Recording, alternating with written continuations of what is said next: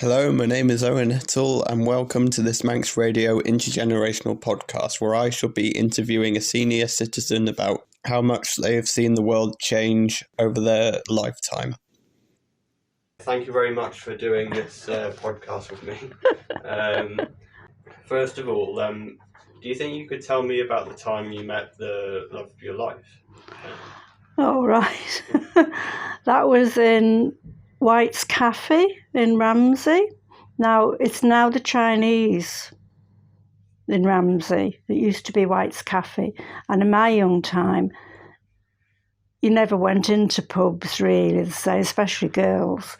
So, of course, it was about the only place in Ramsey, and you could spend all evening in it and spend sixpence on a Coke or a coffee, and they let you stay there all evening. And he lived in Laxey, I lived in Ramsey, and that's how we met up in White's Cafe. How long ago? I was 17, so we're going back to 1961. I went away training then, because I met my husband in the June, and then this September I went away to train as a nurse. Didn't think it would last because of the geography of him being here and me being away there. But we wrote because there was no mobile phones and things in them days. So we just used to write to each other. And if I came back on holiday, we'd meet up. And then it just blossomed from there, really. And where did you go to study? I went to Broad Green Hospital in Liverpool. It's now the cardiac centre. But in my time, I was there from 61 to 64. It was a general hospital as well, although it did specialise in cardiac, but it was a training hospital. But now it's not a training hospital, it just specialises in cardiothoracic surgery. Would you say that you've ever had any unfortunate or maybe even funny experiences surrounding this subject? Well, we used to go up to all sorts in the nurses' homes. One evening, one of the girls went out and we decided to empty her room. We emptied her room of all the furniture and everything. Of course, we used to do the daft things like apple pie beds and that sort of thing. And of course, when you worked, it was quite hard, obviously, the training and everything. So sometimes you'd have to make light of it. And make, sad situations a bit more easy to cope with by having a little bit of humour behind it all. Oh, and then, of course, you'd have tricks played on you, especially at night. If you were a night nurse and you were junior, you'd have some of the seniors coming round and trying to play tricks on you. And one night it wasn't particularly a nice thing to do. I was only the junior, but I had a senior on with me. And then one of the other male nurses, typical male nurses, came with the night sister and said, this patient had to have a blood transfusion. Well, the senior nurse to me went and told the patient, because it was like 10:30 at night, you've got to have a blood transfusion, etc. We were asked to set up the trolley, and it turned out they were pulling our legs. So she had to go and tell the patient she didn't need a blood transfusion after all. That sort of silly nonsense went on. Yeah, and some of the doctors would play tricks as well. I can't remember a big incident, that happened, but you'd be up in the morning because we lived away from the hospital. The nurses' home was, although we were trained at Broad Green, the nurses' home was at Heighton with Roby. And the other nurses' home, because there were two, was just along the road from Alder Hay. So you had to get a van in the morning. The van used to come and collect us. And of course, half the girls would be too late for work and they'd be coming on the van with half their breakfast, their toast and whatever, eating it on the way to work. And another time we had a really bad smog and the van couldn't get out. So we decided that we would walk in. We were on the afternoon shift, and we used to have the big cloaks, and we all decided to walk in, and heaven help anyone who met us in these dark cloaks, and we had face masks on. So what people must have thought if they came across us, I do not know. But there was no other way of getting in, so that's the way we had to do it. So did these sort of humorous situations happen often? Or, I wouldn't say often, but we weren't that bad. Yeah. And also, just do say if you don't want to answer any of these. You're all right. But would you say you've had any experiences with relationships that you'd like to share that you'd rather like that were unfortunate, let's say? No, I never. To be honest, no, I never did. Never did, because I was. Although, as I say, we were only writing to each other and seeing each other, I was still very much involved with my husband, so I wasn't really interested in anybody else. I mean, I know there was a patient when I worked on the chest ward, and he was in for weeks and weeks and weeks. He had a cardiac problem, and he was kind of interested in me. And then when he left one of the other male patients his address for me to write to him. Anyway, I didn't, but he used to ring the ward when I was on nights, and then of course he said, "Can you meet up with me? I'm coming back for a checkup," because he lived in Stoke-on-Trent.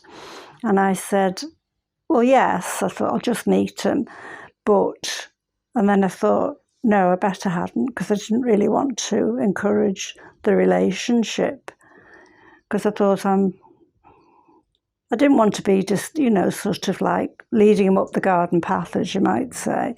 So I just said no. I said, and plus when I told my husband-to-be, he wasn't very happy that I was going to meet him. That put the kibosh on that. But no, I've never had any broken hearts, as you might say, thankfully. That's absolutely excellent. And also, when you were saying about how you wrote to each other back in the day, would you say over the years that you've adapted to emailing or text as technology has evolved? Well, initially, of course, emailing was late in life, wasn't it? So, of course, we were married by then and together. So, I mean, my husband did buy a computer, and I use my computer now. As you can see, it's stuck there. And I do email and that sort of thing. But what I do find frustrating is the fact that they all, like you will hear published, that they assume you're on the web. And a lot of older people aren't, but they just take it for granted. And that's what I find now. Indeed. It was like one of my friends' mothers. They were asking for identification and asking for a passport. Well, she'd never had a passport in her life because she'd never been anywhere abroad. But they just accepted, oh, yes, you'll have a passport, so can we see it? But she didn't have one, end of. But I don't think us oldies move with the technology that you young ones are brought up with. Oh, no, absolutely. And so I guess that means that you probably have never used like social media. No. I do have Facebook, but I don't put anything about me up. Which, I mean, Facebook is good in many respects, but then, as you know, there's the downside, isn't there?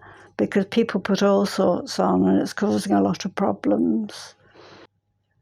So would you say that you still like to use it in terms of contacting other people, and not necessarily for Well, what I do like is they have the Manx nostalgia, and, you get the old photographs up, and you get people that you knew. In fact, someone had put a photograph. I was in a dancing group, and there was a photograph of me put up with the whole group. And I think my son emailed my friend and said, I think that's Mum. And Veronica, my friend, emailed back, yes, it is your mum who's in a sailor's outfit. And I like it from that point of view. And keeping in touch with what goes on, but I don't put anything personal on, I'm afraid. And what would you say is the best advice you would give to someone who is looking for love? Well, I think there's a lot of luck in it, to be honest, because when you meet up and you fall in love and you get married, there's no guarantee when you walk down the aisle that everything's going to be hunky-dory, because I thought I knew everything about my husband until we got married. And we've been courting for 4.5 years. So we weren't talking of, just a year. But once you got married and you lived together, which of course it's different nowadays, people don't get married, the same. But in my time, as I said, it was a bit of a no-no living together. So of course, once we got married and lived together, and I'd be thinking, I didn't know that, and I didn't know this, and that was after 4.5 years. Although we weren't together all the time, but latterly my husband did move to Liverpool and all, so we did see more of each other. And I think you have to not be messed about, to be honest. If you think if you're courting and you think they're two-timing you, as far as I'd be concerned, it would be finished. But I don't know, because we didn't go into things like gay relationships and stuff like that. I'm not saying it never went on, but you never heard of it the same now. It's more open now, isn't it? Because now we got to talk about women and men getting married, haven't we, as well as... But I was just fortunate. What would you say was a major interest you shared with your husband when you met? Like, was there something really that brought you together, like, in common? Not at all. Not at all. When I used to come over and have a holiday over here, I was very much into sport, horse riding, dancing, all of that, which my husband was not the least bit interested in. And he used to get very frustrated because everything we kind of had a go at, like tennis and golf and that sort of thing. Not that I was that good at it, I wasn't, but I always used to win. And he used to get quite frustrated. Then I took him horse riding. Dear me. I think that was the first and last time he was on a horse because he didn't like that. So really and truly, no. But when we moved back to the island, he wanted to get a little boat, which he did. And that, I think, funny enough, I mean, we used to love going out and eating. He always enjoyed his food. So we'd really enjoy a night out, and having food and that sort of thing. And theatres, that sort of thing. We had that in common, but other than that. But when we moved back here, he got his boat and he said, oh, will you come out in it with me? And initially I said, oh, I might do now and again. But that was it. He'd never get out without me then. So, of course, we did finally find something that we both enjoyed together. What sort of boat was it? It was only an 18-footer. Just had an inboard engine and an outboard engine, But we used to love going out fishing and that sort of thing, seeing the seals and the wildlife. But... I can't say we had a big bond as regards anything else, but we just enjoyed each other's company. Absolutely. And what would you say is your favourite sport, like either to play or watch? Favourite sport? I used to like Would you class dancing as sport? Not really, is it? Well, you can definitely say that as your choice. I used to love my dancing when I was younger. Ballroom dancing, ballet, tap, anything like that. And I used to play netball for the school. The Ramsey Grammar School used to play netball for their team. Although I was only little, I'm not much bigger now. But yeah, I was chosen for the school netball team, which I always enjoyed. Because we used to get out and about a bit, play Castle Russian and that sort of thing. So I did enjoy that. And rounders team, that was another thing I was in. But I never liked hockey. Keep the hockey balls away and the sticks. What would you say was the biggest sort of hit in sort of like the 60s in terms of music? Would you say, was there a particular band or artist that you followed closely or listened to?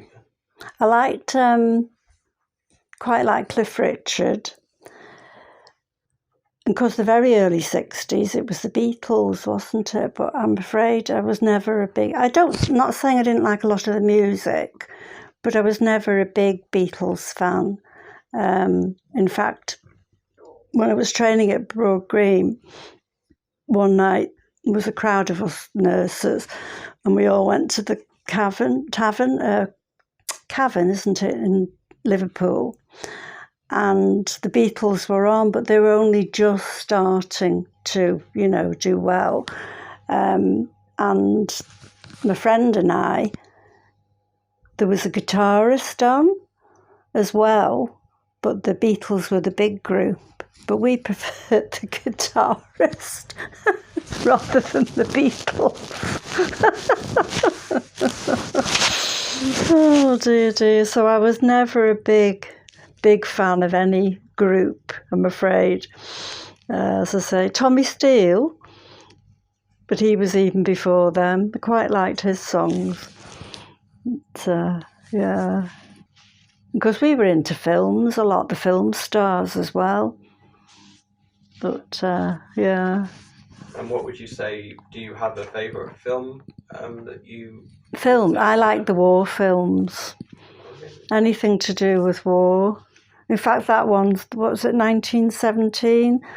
I know that's not particularly based on, the war stories, but that's won quite a few awards. I wouldn't mind seeing that sometime. But I like any war films or period dramas. There are other ones I like Downton Abbey. And so is there a particular television programme that you're really into at the moment?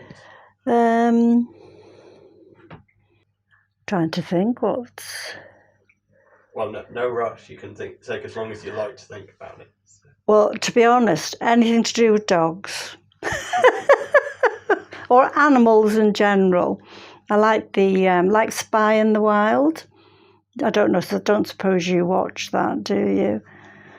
They put these computerized animals, like a penguin or whatever, and they put it in the middle of like a penguin colony, and they observe, what's going on. So it's not the birds are in the natural habitat. They've got no invaders, you might say, anything like that.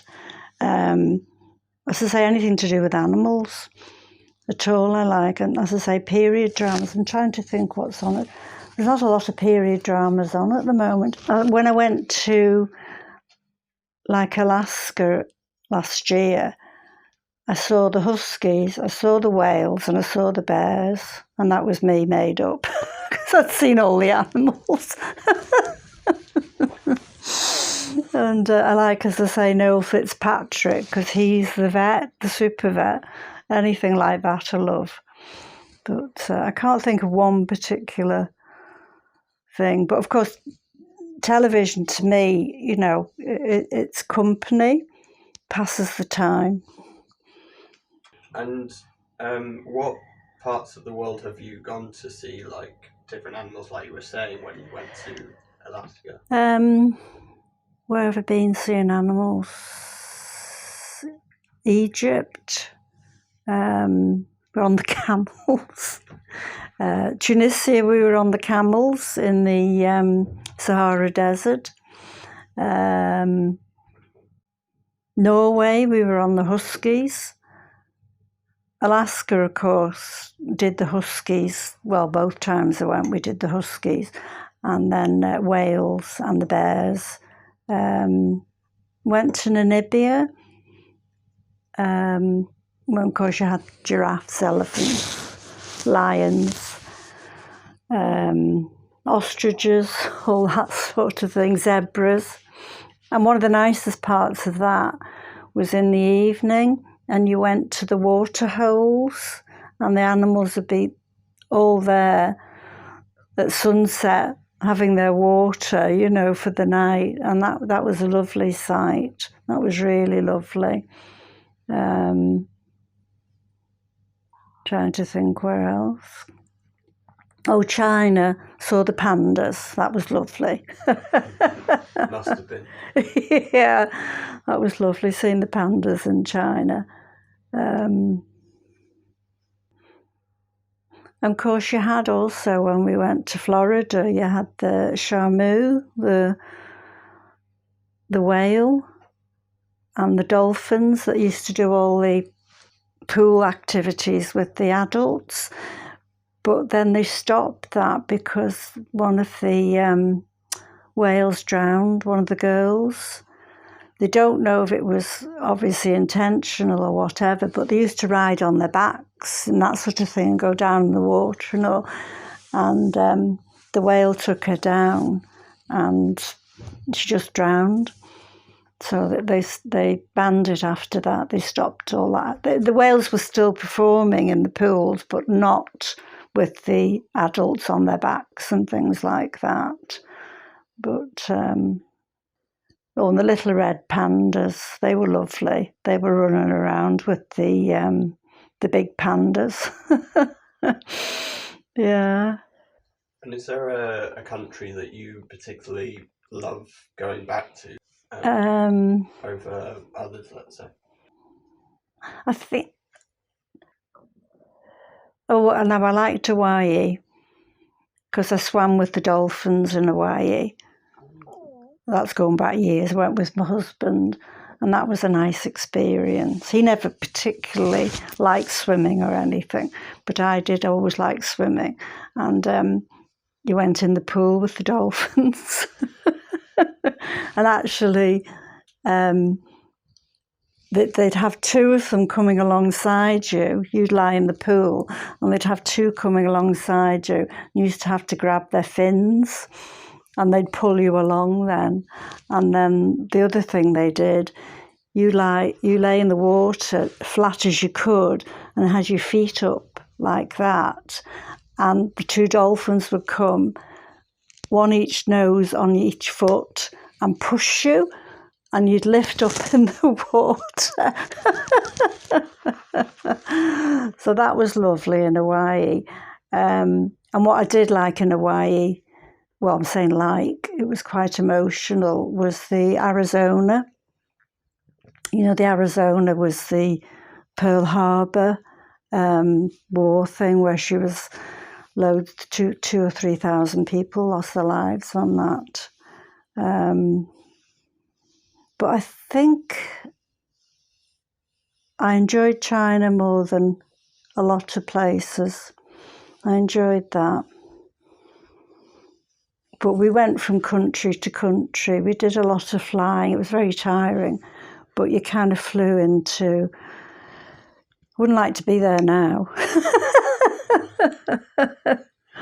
But we flew into Beijing and then on to Chengdu, where the pandas were, Xi'an, where the terracotta warriors were, Guilin, where the conical mountains were.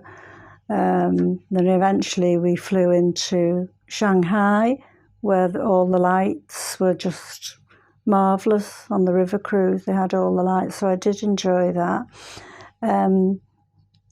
And India, I quite liked India as well. I went with some ex-work colleagues, and that was nice. But what I didn't like was the poverty.